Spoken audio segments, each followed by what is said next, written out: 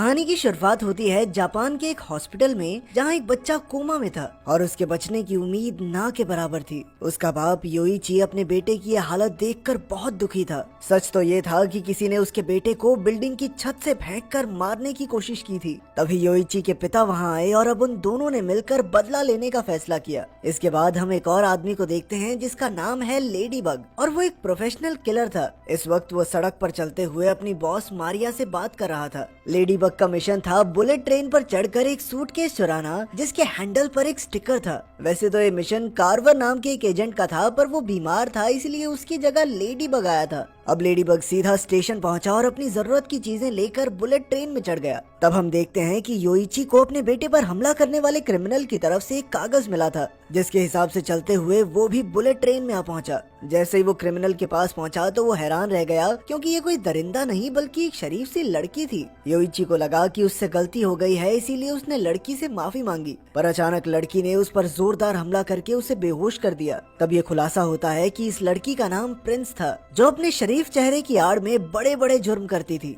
इसके बाद हम ट्रेन पर दो भाइयों को देखते हैं जिनके नाम थे लेमन और टैंजरीन। वो दोनों भी प्रोफेशनल किलर्स थे। उन्हें दुनिया के सबसे बड़े माफिया डॉन व्हाइट डेथ ने यहाँ भेजा था। व्हाइट डेथ ने उन्हें दो मिशन दिए थे, एक उसके बेटे को जिंदा वापस लाना और दूसरा ट्रेन में मौजूद एक सूटकेस को चुराना जिसमें करोड़ों डॉलर्स थे। उधर लेडी बग ने जल्दी से सभी बैग्स में से वो ब्रीफकेस ढूंढ निकाला, क्योंकि मारिया उसे फोन पर सारी जानकारी दे रही थी, पर वो ये नहीं जानता था कि ये ब्रीफकेस व्हाइट डेथ का है। फिर जैसे ही लेमन ने सभी बैग्स चेक किए तो उसे एहसास हुआ कि वो ब्रीफकेस तो वहाँ था ही नहीं। पर लेमन घबराया नहीं, क्योंकि उन्हें व्हाइट डेथ के बेटे को घर पहुंचाने का मिशन भी पूरा करना था। तब टैंजरीन ने उसे व्हाइट डेथ के माफिया बॉस बनने की खौफनाक कहानी सुनाई। ये कहानी शुरू होती है एमजी नाम के एक माफिया डॉन से, जो एक समय पर जापानीज अंडरवर्ल्ड पर राज करता था। धीरे धीरे रशियन माफिया का एक आदमी उसकी गैंग में घुसकर उसका सबसे खास चेला बन गया। सभी ने एमजी को इस आदमी से सावधान रहने को कहा, मगर एमजी को उस पर पूरा विश्वास था। यह रशियन आदमी कोई और नहीं बल्कि खुद व्हाइट डेथ था,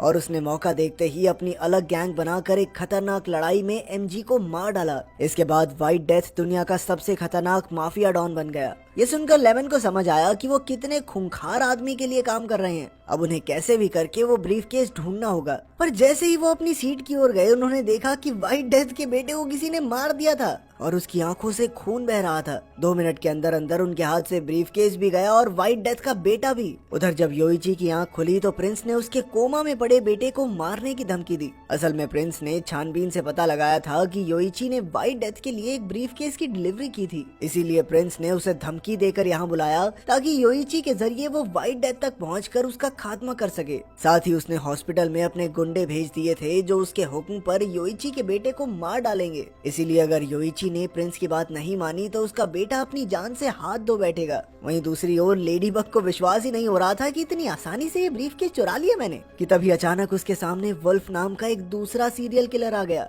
असल में लेडी बग और वुल्फ की भी एक कहानी थी। कुछ समय पहले वुल्फ की शादी में उसकी पत्नी और सभी मेहमानों के खाने में किसी ने जहर मिला दिया था, जिससे सभी लोग मारे गए, और वुल्फ इस सब का जिम्मेदार लेडी बग को समझता था। अब वुल्फ ने बदला लेने के लिए लेडी बग पर हमला कर दिया और दोनों में जबरदस्त लड़ाई शुरू हो गई, मगर अंत में लेडी बग ने वुल्फ के चाकू से उसे ही मार डाला। उधर लेमन और टैंजरीन भी ब्रीफकेस को ढूंढने में लगे थे। लेमन दरवाजे पर हर एक इंसान की तलाशी ले रहा था कि अचानक लेडी बग ने उसे देख लिया, और इसीलिए लेडी बग दूसरे दरवाजे से जाने लगा। पर तब तक बहुत देर हो गई और सभी दरवाजे बंद हो गए। इसके बाद उसने सीट्स के नीचे ब्रीफकेस छुपा दिया और अपने अगले कदम की तैयारी करने लगा। अचानक टैंजरीन उसके सामने आ गया तो लेडी बग तुरंत बैग्स के डिब्बे में छुप गया। टैंजरीन ने उसे देख तो लिया, मगर उसे पहचान नहीं पाया। ब्रीफकेस की तलाश में जब टैंजरीन आगे बढ़ा तो उसे प्रिंस और योइची मिले। टैंजरीन ने प्रिंस को लेडी बग का हुलिया दिखाकर कहा कि अगर ऐसा कोई आदमी दिखे तो तुरंत मुझे बताना। उधर जब लेमन अपनी सीट पर बैठा तो अचानक लेडी बग उसके सामने आकर बैठ गया।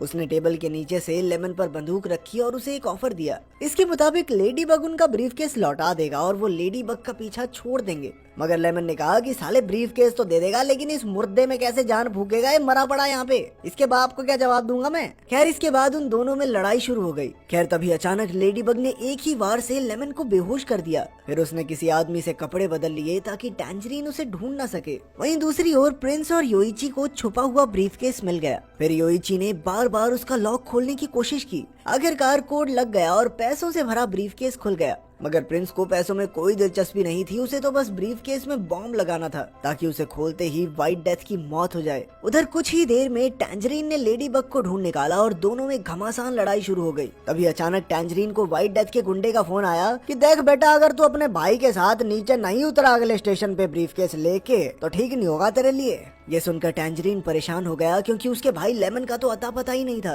तब लेडी बग ने उसे एक प्लान बताया। व्हाइट डेथ तो लेमन को जानता ही नहीं था, इसीलिए लेडी बग ने लेमन बनकर टैंजरीन के साथ जाने की बात कही। इसके बाद वो दोनों हूबहू वैसा ही नकली ब्रीफकेस लेकर अगले स्टेशन पर उतर गए। पर लेडी बग की बुरी किस्मत और ओवर कॉन्फिडेंस के चलते वो ब्रीफकेस गुंडों के सामने ही खुल गया। इससे सारा सच व्हाइट डेथ के आदमियों के सामने आ गया। लेकिन इससे पहले कि वो उन्हें पकड़ते, वो दोनों तुरंत भागकर ट्रेन में चढ़ गए। उधर हम देखते हैं कि लेमन होश में आकर प्रिंस और योइची से मिला। जब लेमन ने उनसे सूटकेस वाले आदमी के बारे में पूछा तो प्रिंस भोलेपन का नाटक करने लगी। अचानक उसने ब्रीफकेस के बारे में ऐसी बात बोल दी जिसके बारे में तो लेमन ने उसे बताया ही नहीं था। तो लेमन तुरंत समझ गया कि कुछ तो गड़बड़ है। सच उगलवाने के लिए लेमन ने योइची पर बंदूक चला दी और अब वो प्रिंस को भी मारने वाला था कि अचानक से वो बेहोश होकर गिर गया। असल में लेडी बग ने उसके उठने से पहले उसके पानी में बेहोशी का पाउडर मिला दिया था, जिसका असर अब दिख रहा था। मौका देखकर प्रिंस ने लेमन को गोली मार दी और उसे बाथरूम में छिपा दिया। फिर अगले स्टेशन पर लेडी बग ने टैंजरीन को सूटकेस का पता दिया और खुद ट्रेन से उतरने लगा।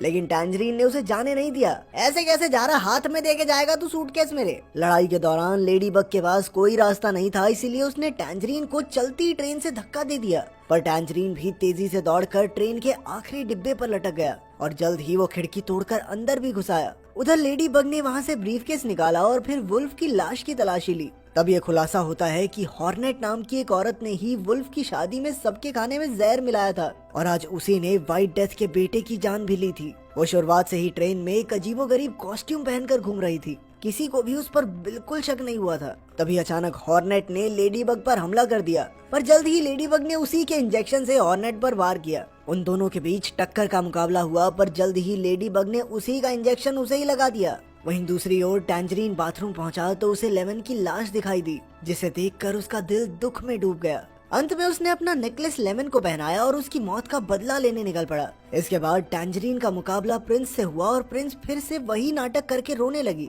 पहले तो टैंजरीन उसके जाल में फंस गया, पर अचानक उसने प्रिंस की पीठ पर एक स्टिकर देखा। ये स्टिकर किसी और का नहीं, उसके भाई लेमन का ही था। वो समझ गया कि ये लेमन का इशारा है कि प्रिंस ही असली विलन है, इसीलिए वो उस मासूम चेहरे वाली लड़की पर भी गोली चलाने को तैयार हो गया। पर तभी अचानक लेडी बग वहाँ आ गया। उसे लगा कि प्रिंस बेकसूर है, इसीलिए वो प्रिंस की जान बचाने के लिए टैंजरीन से लड़ने लगा। अचानक उसके हाथ से बंदूक चल गई, जिससे टैंजरीन की मौत हो गई। अब ट्रेन अगले स्टेशन पर पहुंचने वाली थी और लेडी बग को लग रहा था कि प्रिंस अब भी बेकसूर है, इसीलिए उसने प्रिंस की रक्षा करने का फैसला किया। इसी दौरान योइची के पिता भी उसकी तलाश करते हुए ट्रेन में घुस गए। वो ठीक से देख नहीं सकता था, पर जैसे ही उसे प्रिंस की आवाज सुनाई दी तो वो तुरंत पहचान गया कि ये उसके पोते की किडनैपर ही है। वो सीधा जाकर लेडी बग और प्रिंस के साथ बैठ गया। फिर अचानक उसने खुलासा किया कि प्रिंस ने ही योइची के बेटे को बिल्डिंग से धक्का दिया था। तब प्रिंस ने साफ सीधे तौर पर कहा कि व्हाइट डेथ तक पहुंचने के लिए उसे योइची की जरूरत थी, इसीलिए उसे ऐसा करना पड़ा।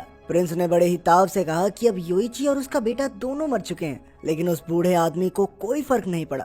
तब उसने बताया कि उसका पोता कोई लावारिस कुत्ता नहीं है कि कोई भी आया और मार के चला गया। उसके आदमियों ने पहले ही प्रिंस के गुंडों को मार डाला था। ये सुनते ही प्रिंस भागकर दूसरे कैरेज में चली गई। फिर योइची के पिता ने लेडी बग को अपनी कहानी सुनाई। जब वो जवान था तो वो गैंगस्टर एमजी का खास आदमी था, और जब व्हाइट डेथ ने उन पर हमला किया तो वो जैसे तैसे अपनी जान बचाकर भाग निकला। जब तक वो अपने घर पहुंचा तब तक गुंडों ने उसकी पत्नी का खून करके घर को आग लगा दी थी। अब सिर्फ उसका बेटा योइची जिंदा था, जिसे लेकर वो भाग गया, और वो इतने सालों से व्हाइट डेथ से बदला लेने की तैयारी कर रहा था। आज आखिरकार उसे ये मौका मिल ही गया जब वो अपना बदला पूरा करेगा। ये सुनकर लेडी बग ने उससे हाथ मिला लिया और वो दोनों बाथरूम गए, जहां उन्होंने देखा कि लेमन और योइची तो अब भी जिंदा थे। असल में उन दोनों ने ही बुलेट प्रूफ जैकेट्स पहनी हुई थी, जिस वजह से उनकी जान बच गई। खैर, फिर लेमन ने टैंजरीन की लाश देखी तो उसका दिल चकनाचूर हो गया, पर योइची ने उसे समझाया कि अब उन चारों को इकट्ठा होकर व्हाइट डेथ का मुकाबला करना होगा, वरना वो सभी मारे जाएंगे। अब ट्रेन आखिरी स्टेशन की ओर बढ़ रही थी, जहां व्हाइट डेथ अपने गुंडों के साथ उनका इंतजार कर रहा था। सबसे पहले लेडी बग ब्रीफकेस लेकर बाहर निकला ताकि वो गुंडों का ध्यान भटका सके, लेकिन गुंडों ने जल्द ही उसे पकड़ लिया। उधर व्हाइट डेथ ट्रेन में चढ़कर प्रिंस से मिला और तब ये खुलासा होता है कि असल में प्रिंस व्हाइट डेथ की ही बेटी थी। वो हमेशा से एक बेटा चाहता था, इसीलिए उसने अपनी बेटी का नाम भी प्रिंस रखा। अपने पिता के इस भेदभाव की वजह से प्रिंस को उससे इतनी नफरत हो गई थी कि उसने व्हाइट डेथ को मारने का फैसला कर लिया। अचानक व्हाइट डेथ ने उससे बंदूक छीन ली, पर यही तो प्रिंस चाहती थी। असल में उसने ऐसी बंदूक बनाई थी जो ट्रिगर दबाने पर पीछे की ओर चलती थी, लेकिन व्हाइट डेथ ने बंदूक चलाई ही नहीं, क्योंकि प्रिंस के जिंदा रहने और मरने से उसे कोई फर्क ही नहीं पड़ता था। इसके बाद वो लेडी बग से ब्रीफकेस लेने गया और तब ये खुलासा होता है कि असल में ट्रेन में मौजूद सारे किलर्स उसी ने भेजे थे। व्हाइट डेथ का प्लान ही यही था कि वो सब आपस में लड़के ही मारे जाएं और इसी तरह व्हाइट डेथ अपनी पत्नी की मौत का बदला लेगा। असल में कुछ समय पहले व्हाइट डेथ को मारने आए किलर्स ने धोखे से उसकी पत्नी को मार डाला था। उसकी पत्नी की मौत में जिसका थोड़ा भी हाथ था, उसने उन सबको बुलेट ट्रेन में भेज दिया। लेकिन फिर लेडी बग कहने लगा कि सर आपको गलती हो रही है, मैंने आपकी पत्नी मारी ही नहीं। तब हमें पता चलता है कि व्हाइट डेथ का असली टारगेट तो कार्वर था, जिसकी जगह पर लेडी बग यहाँ पर आया था। कार्वर वही किलर था जिसने उसकी पत्नी को मारा था। आज मिशन पर भी पहले वही आने वाला था।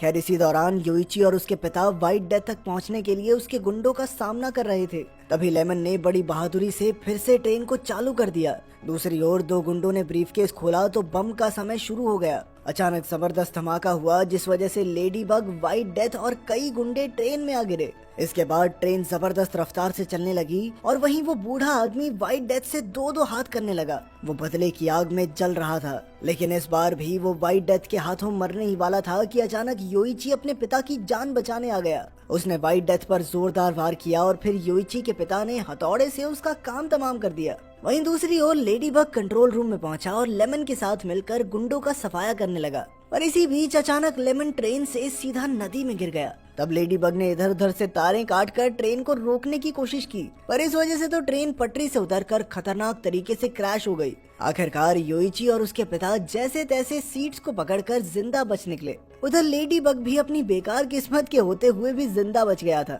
अंत में जब वो तीनों मलबे से बाहर निकले तो व्हाइट डेथ एक बार फिर उनके सामने आकर खड़ा हो गया। न जाने वो कैसे योइची के पिता के हमले से बच निकला था, मगर अंत में जब उसने गोली चलानी चाहिए तो गोली पीछे चल गई, क्योंकि ये तो प्रिंस वाली बंदूक थी। इसी तरह प्रिंस की बनाई हुई इस बंदूक से व्हाइट डेथ मारा गया। आखिरकार उन्हें लगा कि अब सब खत्म हो गया, पर तभी प्रिंस अपने पिता की जगह लेकर उन पर हमला करने आ गई। व्हाइट डेथ के मरने के बाद अब वो पूरे माफिया पर कब्जा करना चाहती थी, पर अचानक तेजी से आ रहे एक ट्रक ने प्रिंस को कुचल दिया। इस ट्रक का ड्राइवर कोई और नहीं बल्कि लेमन ही था। नदी में गिरने के बाद लेमन बाहर निकला और उसने रास्ते से एक ट्रक चुरा लिया था और आखिरकार यहाँ पहुंचकर उसने सबकी जान बचाई। अंत में लेडी बग की बॉस मारिया भी उसे लेने के लिए वहाँ पहुँच गई और वो काफी सुंदर भी थी, तो हो सकता है अपने लड़के का भी टांका भिड़ जाए। जैसे भी हो, उसका मिशन तो पूरा हो ही गया।